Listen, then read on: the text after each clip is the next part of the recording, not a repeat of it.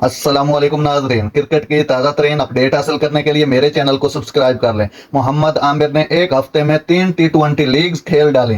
कौमी cricketer team में 4 साल बाद वापसी करने वाले फास्ट बॉलर मोहम्मद आमिर ने एक हफ्ते में 3 T20 लीग्स खेल डाली।